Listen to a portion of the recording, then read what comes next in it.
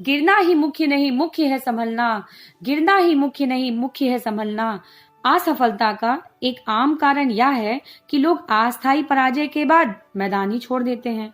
हर आदमी कभी न कभी यह गलती जरूर करता है। एक छोटा सा उदाहरण है डार्बी और उनके अंकल। इन्होंने पैसा कर्ज ले रखा था, साथ ही ये अमीर भी बनना चाहते थे। वे स्वर्ण की खोज के अभियान में जुट गए। उनकी खादान कोलोराडो की सबसे बढ़िया खादान थी। कच्ची धातु की कुछ खेपों में ही उनके सारे कर्ज उतर जाते और साथ ही उन्हें भारी मुनाफा भी होता। अतः उन्होंने धरती के नीचे खुदाई करने का कार्य प्रारंभ कर दिया। परंतु वे ये नहीं जानते थे कि धरती के नीचे जितना सोना छुपा है, उससे कहीं ज्यादा सोना इंसानों के विचारों में छुपा होता है। वे तो कुदाली फावड़ा लेकर जमीन के एक टुकड़े पर खुदाई करने में जुट गए थे। कई सप्ताह की मेहनत के बाद उन्हें चमकते हुए स्वर्ण की झलक दिखाई दी, परंतु उस सोने को सतह तक लाने के लिए मशीनों की जरूरत थी। चुपचाप उन्होंने खादान का मुंह ढक दिया और घर वापस आ गए। अपने रिश्तेदारों और कुछ दोस्तों को सोने की खुदाई में सफलता के बारे में बताया। सब लोग मिलकर मशीनों को खरीदने के लिए आवश्यक धन जुटाए। अंकल और डार्बी खादान पर काम शुरू करने के लिए वापस लौटे और कार्य पुनः प्रारंभ किया गया खुदाई का। डार्बी और अंकल की आशाएं तो आसमान छू रही थीं। तभी अचानक कुछ ऐसा हुआ कि सोने की झलक गायब हो गई। वे इंद्रधनुष के आखिरी सिरे पर आ गए थे और स्वर्ण पात्र अब वहां नहीं था। वे खोदते रहे इस आशा में कि एक बार फिर सोने की झलक दिख जाए, परंतु उनकी मेहनत बेकार गई। आखिरकार उन्होंने मैदान छोड़ने का फैसला किया और एक कबाड़ी को मशीनें कौड़ियों के मोल बेच दी।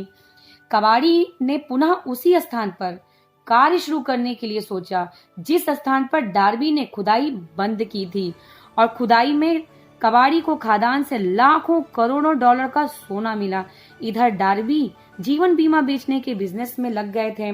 जब डार्बी को यह बात पता चली कि कबाड़ी को खादान से लाखों करोड़ों डॉलर का सोना मिला, तो डार्बी ने इस अनुभव से सबक सीखा और वे अपने नए बिजनेस में खुद से यह कहा करते थे, मैं सोने से 3 फीट दूर रुक गया था, परंतु जब मैं लोगों से बीमा खरीदने के लिए कहता हूँ तो मैं सिर्फ इसलिए कभी नहीं रुकता क्योंकि उन्होंने ना कह दिया है। जितने लोग उनसे ना कहते थे उतना ज्यादा वे अधिक काम करते थे और हर साल $1 मिलियन से अधिक का बीमा वे करते थे। उन्होंने सोने की खादान के बिजनेस के हार मानने के अनुभव से जुटे रहने का सबक सीख लिया था।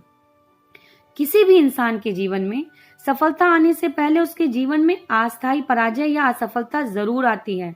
जब आदमी पराजित हो जाता है तो सबसे आसान और तार्किक रास्ता यही होता है कि मैदान छोड़ दिया जाए, और ज्यादातर लोग यही करते हैं।